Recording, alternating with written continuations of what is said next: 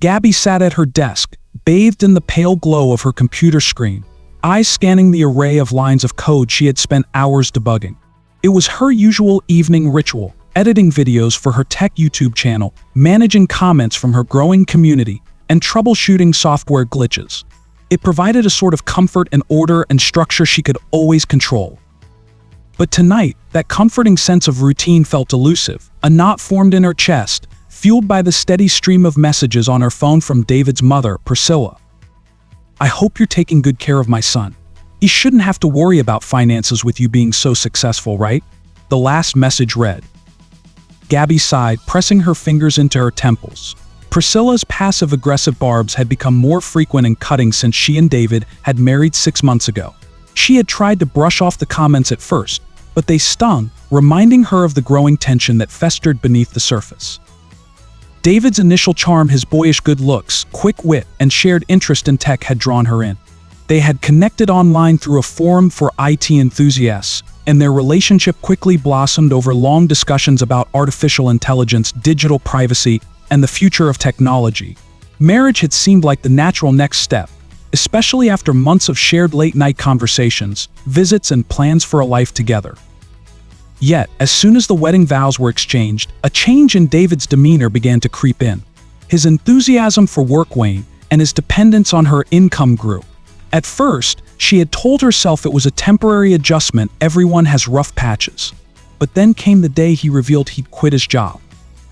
"I just can't do it anymore, Gabby," he'd said, his tone more dismissive than remorseful. "You're doing great with your channel. We can manage on that for a while." As if her income and hard work were now a shared burden. But what had hurt most was the flippant way he had announced it, as though his choice didn't need discussion, as though it were a minor inconvenience. Gabby hadn't said anything at the time. She had been too stunned, too focused on fixing a glitch in her video editing software. But the feeling of unease grew, and Priscilla's increasingly intrusive behavior wasn't helping. David was in the living room, scrolling through his phone when Gabby finally emerged. She crossed her arms and leaned against the doorway, watching him. He didn't look up. "David, can we talk?" she said, keeping her voice steady.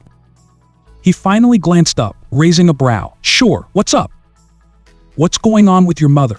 Gabby asked, diving straight into it. "She's been way too involved in our lives, and it's starting to feel invasive." David sighed, dropping his phone onto the couch beside him. "You're overreacting, Gabby. She's just trying to help." "Help? By appraising a painting from my family without even asking me. She had no right to do that." Gabby's voice rose, frustration bubbling to the surface.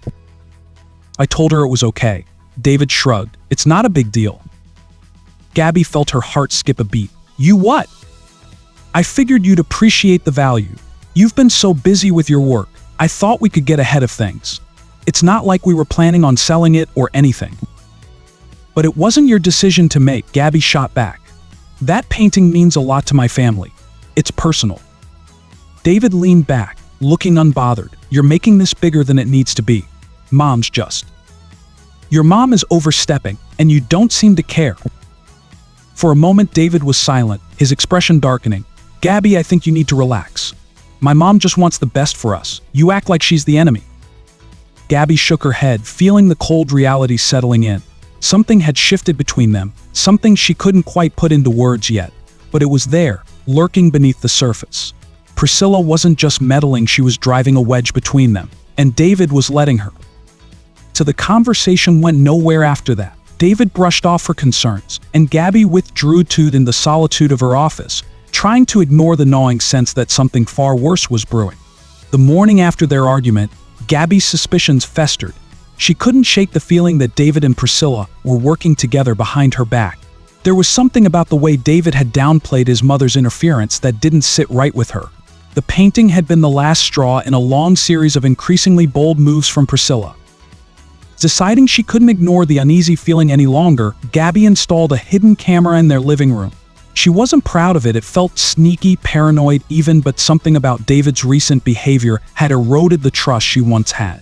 It wasn't just about the painting, it was the way he had quit his job, assuming she would carry the weight. It was the dismissive tone in his voice, the way he seemed to be slipping away from her emotionally, becoming someone she barely recognized. Days passed, and Gabby went about her routine, her anxiety building, Each time she walked into the house, a weight settled on her chest, making it harder to breathe. David had begun spending more time away from home, supposedly to clear his head. He rarely offered an explanation for where he went, and Gabby no longer asked. Then, one evening, as Gabby sat in her office editing a video, she heard voices in the living room. Her heart skipped a beat. David wasn't home, or so she thought. Quietly, she reached for her laptop, opening the feed from the hidden camera. What she saw froze her blood. David and Priscilla stood by the fireplace, the painting a family heirloom passed down through generations resting between them. "I told you, it's worth more than we thought," Priscilla whispered, her eyes gleaming with excitement. "We can sell it overseas. Gabby will never know." David nodded, his face expressionless. "She's too focused on her work. She won't miss it until it's too late." Gabby's pulse quickened, her breath catching in her throat.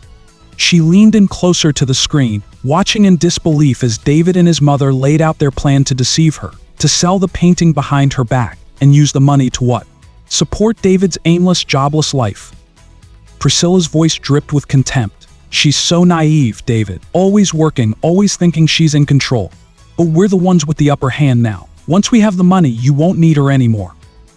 Gabby's hands trembled as she closed the laptop, her mind racing. The betrayal was deeper than she had imagined. David, the man she had married, the man she had trusted, was plotting against her with his own mother. The revelation was like a knife in her chest. The marriage was over. It had to be. But Gabby wasn't one to go down without a fight. Gabby knew she had to move fast. David and Priscilla were clearly in no rush, confident in their deception. That would work to her advantage. First, she contacted her lawyer, laying out the situation in stark detail, providing the hidden camera footage as proof. "We have a strong case," her lawyer assured her. "This isn't just about the painting. This is fraud, plain and simple. We'll hit them with everything we have." Gabby felt a mixture of relief and fury as she hung up the phone. The betrayal was still fresh, like an open wound, but now she had a plan, a way to fight back. David, oblivious to her newfound knowledge, continued his charade for the next few days. He even suggested they go out for dinner one night, trying to act like the attentive husband he had once been. Gabby played along, watching him closely, every false smile and empty word deepening her resolve. And then she filed for divorce. David's reaction was immediate and explosive. He stormed into the house the morning the papers arrived, his face flushed with anger. "What the hell, Gabby? Divorce? Are you serious?" Gabby stood her ground, arms crossed. "You didn't leave me much of a choice." "What's that supposed to mean?" David's voice rose, his frustration palpable. "It means I know what you've been planning. You and your mother," Gabby said, her voice cold and steady. "I know about the painting, about the lies, about everything." David's face went pale for a moment, his confidence faltering. "You don't understand." "Oh, I understand perfectly." Gabby stepped closer, her eyes locked on his. "You thought you could use me, take advantage of me. But you underestimated me, David. I have proof. Video proof of you and your mother planning to commit fraud." David's mouth opened, then closed. He looked desperate, like a man cornered. Gabby didn't give him a chance to respond. "You and your mother will face consequences for what you've done. And as for the divorce, don't expect a penny from me." The courtroom buzzed with tension as Gabby sat beside her lawyer, her heart racing despite her outward calm. Across the room, David sat with Priscilla, both wearing carefully rehearsed expressions of wounded innocence. It was almost laughable if not for the high stakes. Priscilla had gone to great lengths to paint Gabby as the villain in their twisted narrative, claiming that she had emotionally neglected David, driving him to quit his job and seek solace in his mother's care. David, following his mother's lead, played the role of the dutiful son who had simply wanted to help his wife manage her assets. But Gabby had the truth on her side. The hidden camera footage, along with the records of her steady income supporting their lifestyle, painted a starkly different picture. As the evidence unfolded before the judge, Priscilla's smug composure began to crack. David, on the other hand, kept his eyes downcast, refusing to meet Gabby's gaze. When Gabby's lawyer played the recording of David and Priscilla discussing the sale of the painting, the courtroom fell silent. The damning audio, combined with the legal documents Gabby had meticulously gathered, left no room for doubt. David and Priscilla had conspired against her, and now they were facing the consequences. The judge's ruling was swift. David's alimony claim was denied, and both he and Priscilla were ordered to face fraud charges for their attempt to deceive Gabby. It was a victory, a hard-fought, well-earned victory, but it didn't feel like triumph. It felt like relief, freedom. As the court adjourned, David approached her one last time, his voice low, almost pleading. "Gabby, I'm sorry, Don't," she interrupted, her voice firm. "It's too late." She turned and walked out of the courtroom, leaving him behind, the weight of betrayal lifting from her shoulders. Gabby's first night alone in her new apartment was quiet, almost eerily so. It was a far cry from the life she had envisioned when she first married David, but it was hers, a life no longer overshadowed by deception and manipulation. She poured herself a glass of wine and settled onto the couch, the city lights twinkling through the window. The painting, the one David and Priscilla had tried so hard to steal, hung proudly on the wall behind her. It was a symbol now, not just of her family's history, but of her resilience. She had come through the storm stronger than she ever thought she could be. Her phone buzzed on the coffee table, a new comment on her latest YouTube video. Gabby smiled as she picked it up, scanning the supportive messages from her online community. They had no idea about the personal battle she had just won, but their encouragement felt like a warm embrace nonetheless. For the first time in months, Gabby felt truly free. She had built a career she loved, fought for what was right, and emerged from the wreckage of her marriage with her dignity intact. As she sipped her wine, Gabby allowed herself a moment to reflect. The last few months had been a whirlwind of betrayal, anger, and legal battles, but now, on the other side, she felt something new stirring inside her hope. She wasn't sure what the future held, but she knew one thing for certain: it would be on her terms. And for Gabby, that was enough. Months passed, and life took on a new rhythm for Gabby. Her YouTube channel thrived, gaining more subscribers as she expanded her content to include personal development, tech reviews, and even glimpses into her newfound journey of independence. The legal battles with David and Priscilla had faded into the background. Both were convicted of fraud, given fines, and placed on probation. Gabby had received closure through the courtroom victory, but the emotional wounds took longer to heal. Despite her success and the freedom she now enjoyed, Gabby sometimes found herself haunted by lingering questions. She had always prided herself on being sharp, observant, but how had she missed the warning signs with David? What had blinded her to the depths of his deceit? The emotional bruises left her wary of trusting anyone, and although she had moved forward, she knew that part of her was still tethered to the past. One quiet autumn evening, as she worked on editing a video, her phone buzzed with an unfamiliar number. Gabby hesitated before answering. "Hello?" There was silence on the other end, followed by a soft, familiar voice. "Gabby, it's David." Gabby's grip on the phone tightened. She hadn't spoken to him since the day in court. Hearing his voice now sent a cold shiver down her spine. "What do you want, David?" He faltered. "I know I'm the last person you want to hear from, but I need to talk. Can we meet? One last time?" Gabby's initial reaction was to hang up. Every instinct told her that seeing David again would only stir up emotions she'd rather leave buried. Yet something in his tone made her pause.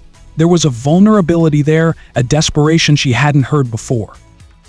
"Why?" she asked, her voice laced with skepticism. "What could you possibly have to say?" "I just need to explain." "Please," David pleaded, "just hear me out." Gabby hesitated for a long moment. Against her better judgment, she agreed to meet him. "Fine, but this is the last time, David." They arranged to meet the following afternoon at a small cafe on the edge of the city. Gabby spent the rest of the evening unsettled, wondering what David could possibly want. She had already moved on, and she wasn't sure if opening old wounds was wise. But perhaps this meeting could finally bring her the closure she hadn't realized she still needed. The cafe was small and cozy, with warm lighting and the scent of freshly brewed coffee. Gabby arrived early, choosing a corner table by the window where she could watch the door. Her nerves buzzed under the surface, a mix of anger, anticipation, and curiosity. David arrived 10 minutes late. He looked thinner, his face gaunt, as though the last few months had taken a toll on him. He scanned the room until his eyes landed on Gabby. For a brief moment, his expression softened, perhaps at the sight of her, or perhaps at the weight of their shared history, but Gabby remained cold, unmoved by his appearance. "Thanks for meeting me," he said, sliding into the seat across from her. "Get to the point," Gabby replied, crossing her arms. David winced at her icy tone but didn't argue. He ran a hand through his hair, clearly trying to find the right words. I messed up, he began, his voice low. I know that now. And I know saying sorry isn't enough. Gabby raised an eyebrow. You're right, it's not. David's shoulders sagged. After everything that happened, I've had a lot of time to think about us. About how I let my mom manipulate me. I didn't realize how toxic she was, how toxic I had become. I never should have treated you the way I did. Gabby didn't soften. You didn't just treat me badly, David. You and your mother plotted to steal from me. You betrayed me. And now you're sitting here like you didn't know what you were doing. I knew what I was doing, David admitted, his voice cracking slightly. But I didn't understand how wrong it was until I lost you. Gabby stared at him, her anger simmering just below the surface. She could see the guilt in his eyes, the regret etched into his face, but it didn't absolve him. She had given him her trust, her love, and he had thrown it away for greed and his mother's approval. I don't know what you expect from me, David, Gabby said after a long pause. Forgiveness. Closure. You made your choices, and now you're dealing with the consequences. That's life. David nodded slowly, his eyes downcast. I'm not asking for forgiveness. I don't deserve it. I just wanted you to know that I regret everything. I've been seeing a therapist trying to figure out how I got to this point. Gabby felt a flicker of something empathy, perhaps, but she quickly squashed it. She couldn't afford to feel sorry for David, not after everything. Good for you, she said, her tone clipped. But that doesn't change anything. David's gaze flicked up, meeting hers. I know, but I want to make things right. I'm planning to sell the house and give you half of whatever I make. It's the least I can do. Gabby stared at him in disbelief. The house is yours, David. I don't want your money. He looked genuinely surprised. But you can't buy your way out of this, Gabby interrupted. This isn't about the house or the money. It's about trust. You destroyed that. David looked defeated, his shoulders slumping further. I know. Gabby stood up, grabbing her coat. I appreciate the apology, David, but I think we're done here. As she turned to leave, David's voice stopped her. Gabby, I really did love you. She paused, her hand on the door. Without turning around, she responded, maybe you did. But love isn't enough when there's no trust. With that, she walked out, leaving David behind for good. Gabby didn't look back after that meeting. David's apology, while unexpected, hadn't changed anything for her. It had been the final nail in the coffin of their relationship, an ending she could now accept without anger, but with a sense of peace. She had moved beyond the hurt, beyond the betrayal, and into a future that no longer held the shadows of her past. Her career continued to flourish. Opportunities opened up that she never could have imagined, including a collaboration with a major tech company that wanted to sponsor her channel. She traveled more, met new people, and slowly began to rediscover parts of herself that had been lost in the turmoil of her marriage. The emotional scars David and Priscilla had left behind were healing, though they hadn't disappeared completely. There were still moments when Gabby found herself questioning the motives of others, still flashes of mistrust that crept in when she least expected it. But she was learning to trust again, learning that not everyone was out to hurt her. So one afternoon, as she stood by the window of her apartment, looking out over the bustling city below, Gabby realized just how far she had come. She wasn't the same woman who had once doubted her worth, who had allowed herself to be manipulated and betrayed. She had grown, and with that growth had come strength she hadn't known she possessed. The painting, the one David and Priscilla had tried to steal, now hung proudly in her living room. It was no longer just a family heirloom. It was a symbol of her resilience, a reminder that she had weathered the storm and emerged stronger. Gabby smiled, her heart light. The past no longer held power over her. She had faced it, conquered it, and was now free to embrace the future with open arms. As the sun dipped below the horizon, casting the city in a golden glow, Gabby raised her glass of wine and made a silent toast to new beginnings, to freedom, and to the woman she had become. So if you love this story, be sure to subscribe, hit the bell, and comment below. Your interaction helps us grow.